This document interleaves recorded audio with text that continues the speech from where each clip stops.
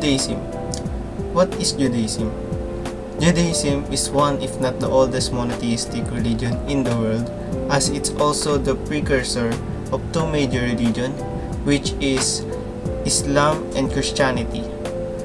Meaning, Islam and Christianity actually came from Judaism, but their beliefs are quite different, since Judaism is based on the covenant between God and the Jewish people as revealed in the Hebrew Bible or the Tanakh.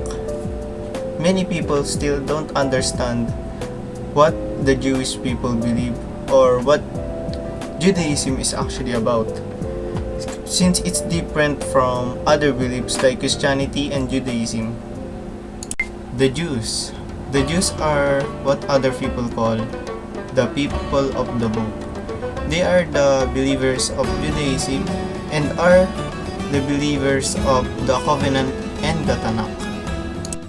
The Tanakh or the Hebrew Bible, also known for most English speakers as the Old Testament, but the Jews doesn't acknowledge this as they don't recognize any New Testament.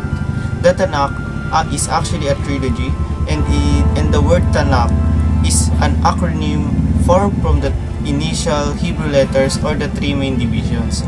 T for Torah, meaning the law, N for Nevi'im, meaning the prophets, and K for Ketuvim, meaning writings. The Torah or the law. The Torah means instruction or teaching of Judaism, is sometimes called the 5 books of Moses of the Hebrew Bible, as it consists the 5 books which is 1. The Genesis, 2. The Exodus, 3. The Leviticus, 4. The Numbers, and lastly, the Deuteronomy. These 5 books contains the story from the beginning when God created everything like Adam and Eve and the whole earth to Moses very well to the Israelites and the God's command and consequences.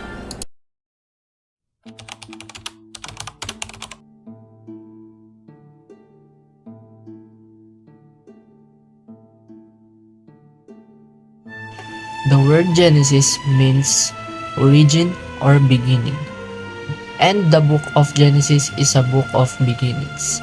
This book sets forth the creation of the earth and life thereon, the fall of Adam and Eve, and the introduction of sin into this world, the origin of the house of Israel, and the establishment of covenants by a merciful Father in heaven for the salvation of his children.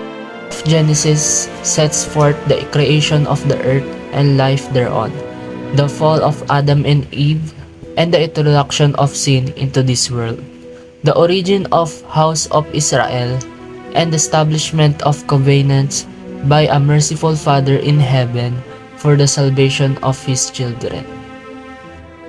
Moses is the author of Genesis. Moses was a prophet who was called by God to lead the children of Israel out of the bondage from Egypt through the wilderness to the promised land of Canaan. Because the events in Genesis occurred before Moses' time, he did not learn about them firsthand. They were made known to him through revelation, and he may also relied on historical sources available to him.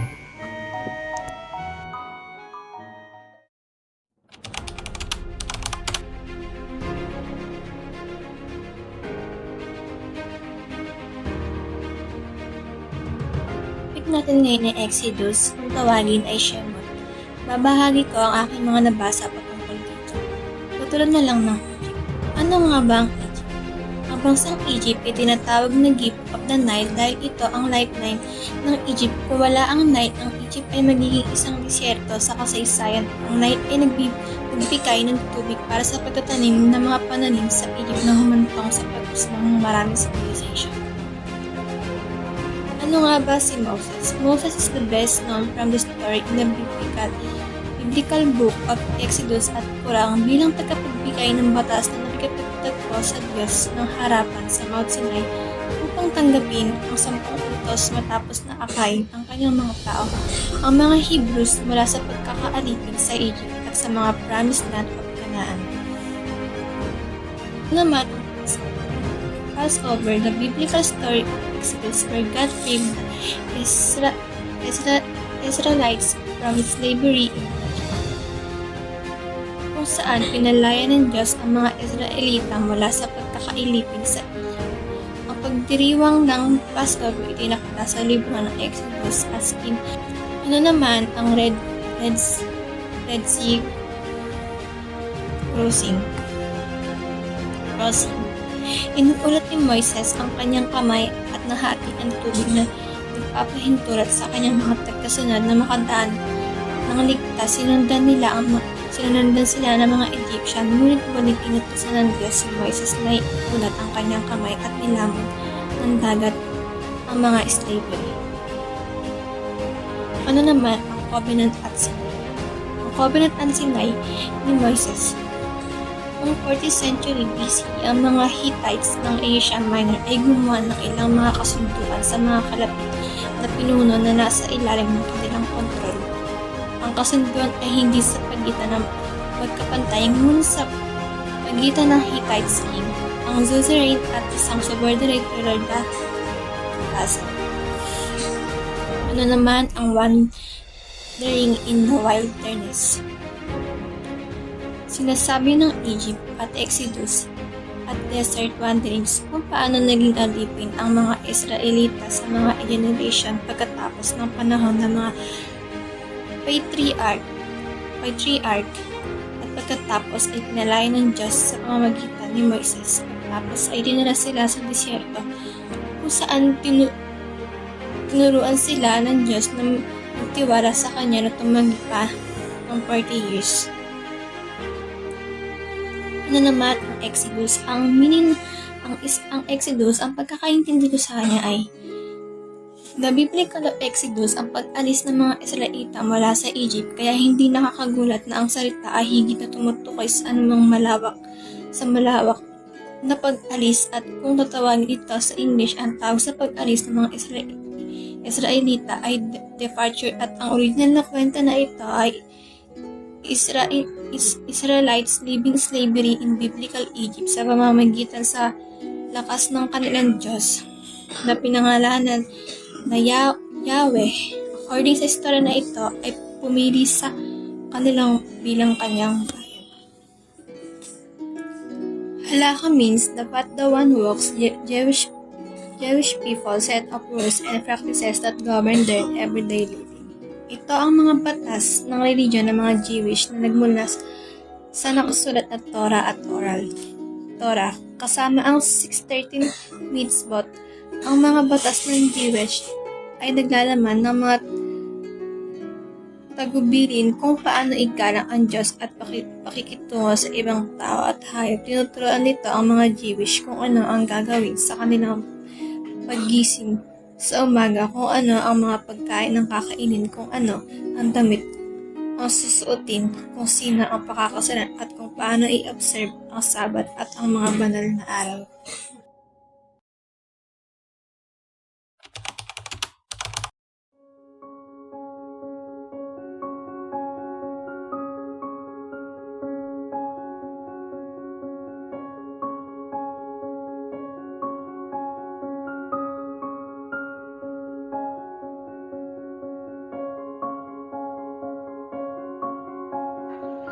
Leviticus, the laws and regulation that God sent through Moses to Israelites are the main subject of the third book of Torah. Leviticus, nag-focus siya sa custom and rituals ng mga Israelita na mga pare, including the dietary restriction,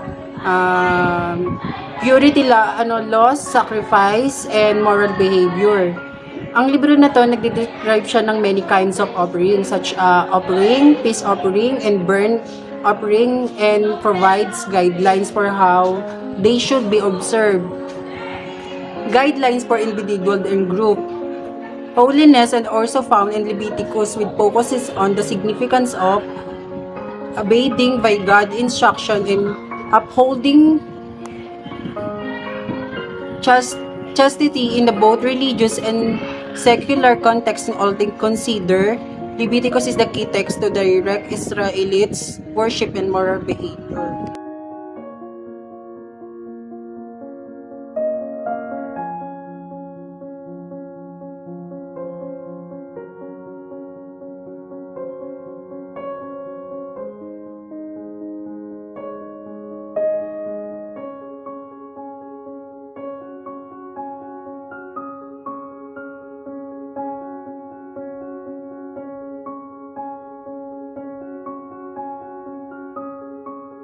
Ang topic na aking i-discuss ay ang librong Badmibar o mas kilala sa tawag na Numbers o mga numero sa Tagalog.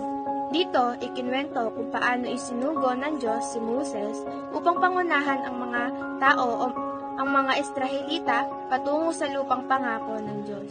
Dito din ipinakita ang pagre-rebelde ng mga Israelita kay Moses bago pa man sila makarating sa lupang pangako. Ngunit ano nga ba ang Badmibar o ang mga numero?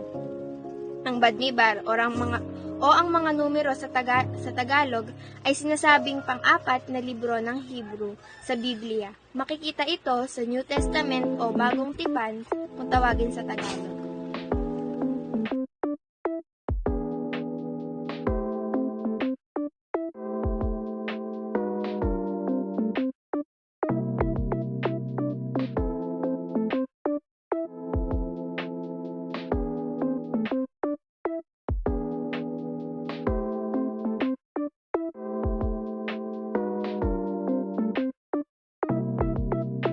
I'm the prophet.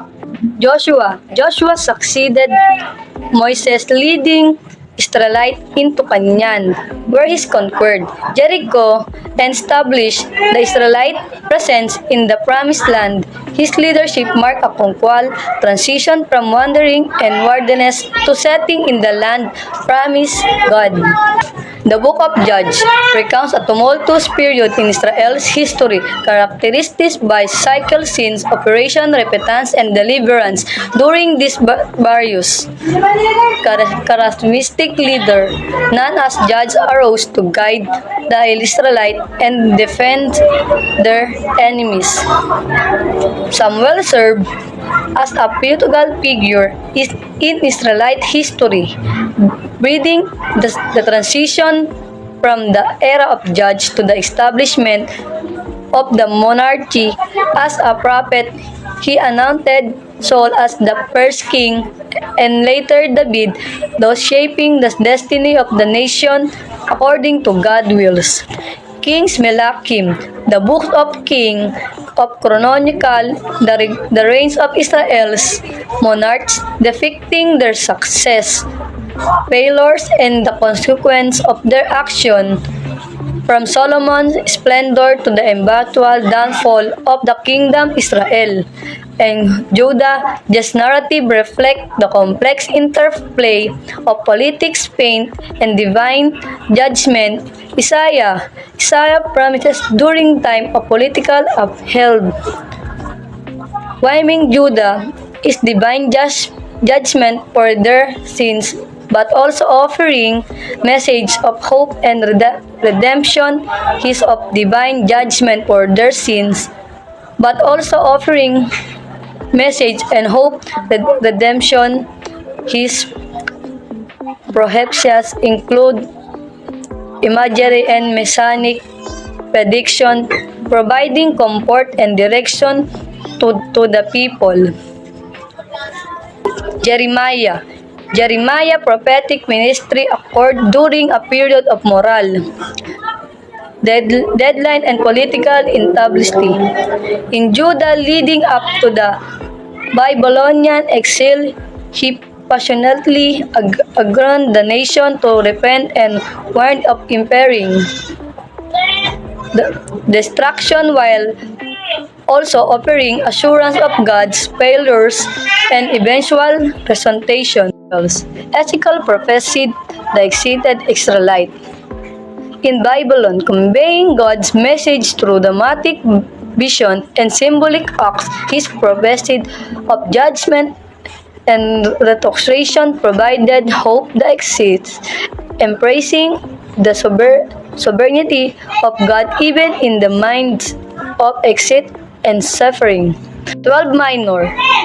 The 12 prophetic books collectively address a range of social, moral, and spiritual issues facing Israel, and the minor's true message of judgment, repentance, and hope. They call from a return to convert piety and offer glimpses of God's redemptive plan for humanity.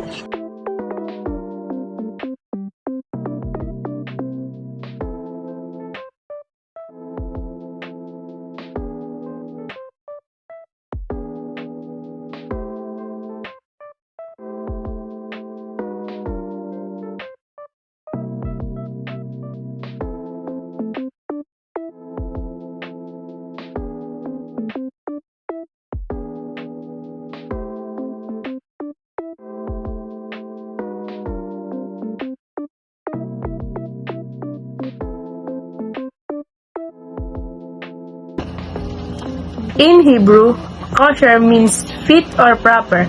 Kosher food is any food fit for consumption by Jewish people.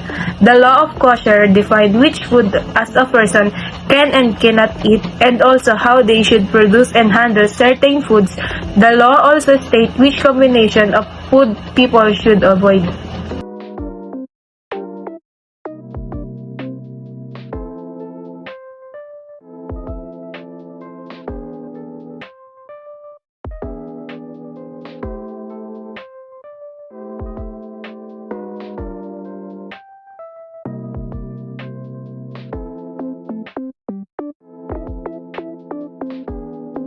Ang aking i-discuss ay article of faith mula sa Judaism. Number 1, God exists. Ang Diyos sa kanila ay totoo at buhay. Number 2, God is one and unique. Ang Diyos nila ay iisa at kakaiba sa lahat. Number 3, God is eternal. Ang Diyos nila ay walang hangganan. Walang hangganan na. Number 3, God is eternal. Ang Diyos nila ay walang hangganan. Number 4, God is incorporeal. Naniniwala sila ang Diyos nila ay walang katawan, physical na katawan. Number 5, prayer is to be direct to God alone and no other. Nagdadasal sila direct mula agad sa Diyos. Number 6, the word of prophet are true. Ang salita ng mga propeta, daw ay totoo. Number 7, Moses' prophecies are true. And Moses was the greatest prophet. Ang propesiya na si Moises ay totoo at siya ay pinakamahusay na propeta dahil sa kanyang ginawa na pagtulong sa Ehipto. Number 8, the writing Torah and the oral Torah were given to Moses. Ay, to Moises pala. 9, there will be no other Torah. Ayon sa Judaism, ang Torah ay walang kagaya.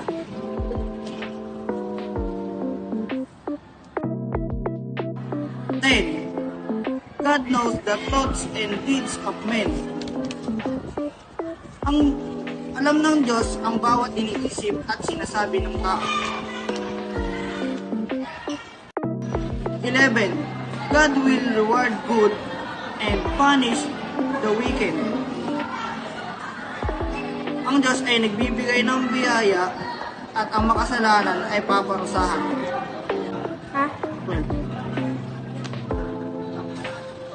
12. The Messiah will come. Ang pagbabalik ng Messiah.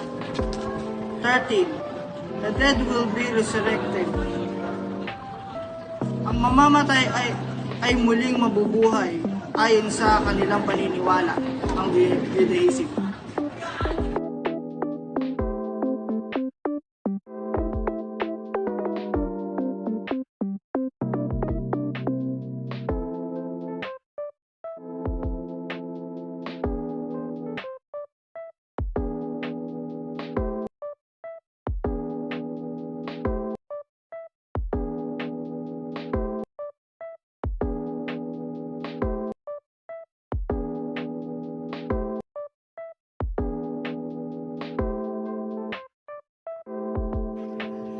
Synagogues, Jewish temple of the worship instruction and community. Fellowship that contains separate rooms designed of the specific activities such as praying and studying in Orthodox Judaism. Men and women sit separately. Meron tong bima o teva, central future at the platform. Parashet, made on curtains veiling the ark. Nartamid, lamp of the lantern bombs before the curtains. Menorah, 6 branches of lampstand. Rabbi serve as a pastor, administration, and counselor.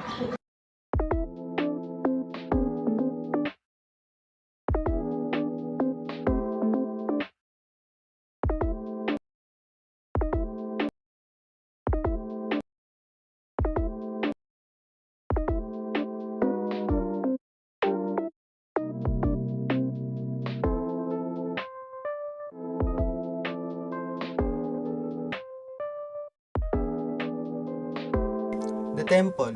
In Judaism, the temple was the central place of worship for Jewish people and the place to contain the Ark of Covenant.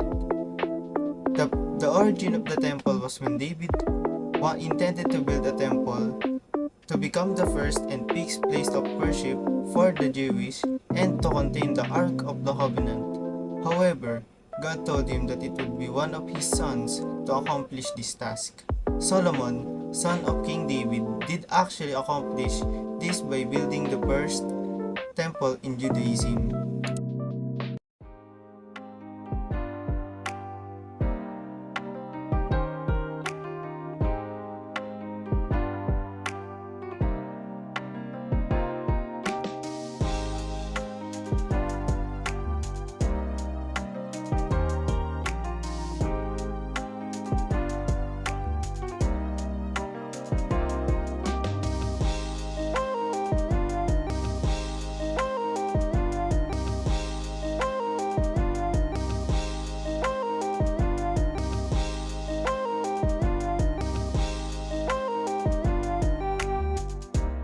The Ten Commandments, also known as the Decalogues, are the set of principles and fundamentals in Judaism.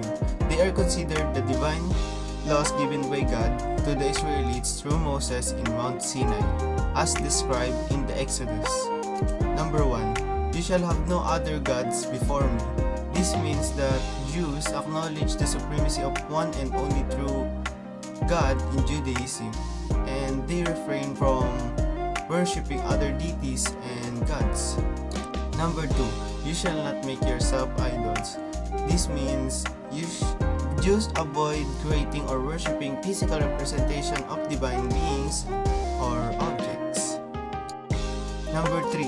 You shall not take the name of the Lord your God in vain. This means treat the name of God with respect and avoid using it disrespectfully or inappropriate way. Number 4. Observe the Sabbath day and keep it holy. Set aside, this means you should set aside the 7th day of the week, Saturday, as the day of rest and spiritual reflection, like following God's example of resting on the 7th day of creation. Number 5. Honor your father and mother. Show respect to your parents who have given birth to you, or to those who have a parental authority over you. Number 6. You shall not murder. Respect sacredness of life and refrain from taking a life of other people unjustly. Number 7. You shall not commit adultery. Maintain a faithful and loyal relationship with your partner and don't cheat, don't have a sexual infidelity or extramarital affairs like cheating and like that. Number 8. You shall not steal. Respect the property of other people's belonging, and refrain from theft and taking other stuff that's not yours. Number 9. You shall not bear false witness against your neighbor. You shall only speak the truth and refrain from spreading lies or false accusation that could harm others. And lastly, number 10. You shall not covet to your neighbor's wife or his possession. Avoid coveting or desiring the possession of others, like their status, their relationship of others. Instead, focus Focus instead of your gratitude for what others have done to you and what blessings that has been given to you.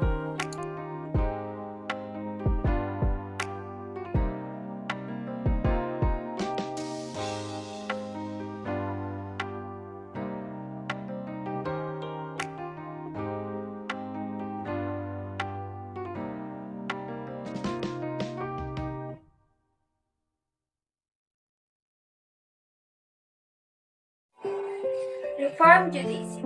Reform Judaism is the most liberal expression of Judaism, emphasizing the evolving nature of the religion. It allows the services to be conducted in English, make it more accessible. Kabbalah is a mystical form of Judaism that achievable knowledge and understanding of the inner processes of the universe and the human soul. Hasidism is also known as Hasidic Judaism. It's a religious movement within Judaism that emerged in Germany. It emphasizes asceticism and the personal experience of God. Orthodox Judaism is traditional practice of contemporary Judaism that strictly adheres to the authority of the entire Torah. Conservative Judaism conserves traditional elements of Judaism, while allowing for some modernism to take a less radical approach to modernization compared to Reformed Judaism. Dietary is the book in the Bible that contains instructions delivered by Moses to the Promised Land. It emphasizes the convenient moral and legal codes and provide a historical narrative. Beliefs. What are the beliefs of Judaism, or what does the Jews believe in? One of the things that they believe is monotheism. Monotheism means that there is only one God. It's an idea that there's only one supreme and all worship and devotion should be directed toward to this single divine entity. As for Judaism only believes in one God, who is the creator and ruler of the universe. The covenant. A covenant is like a special agreement between two parties or between two people. It's a commitment where both agrees on a certain terms and condition. In Judaism, Jews believe that God made a promise with the patriarch Abraham.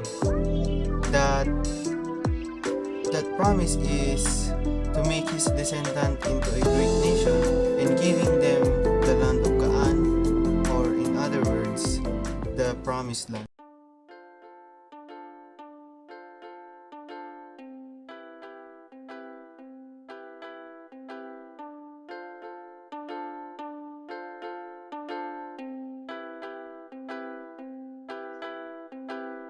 What's up?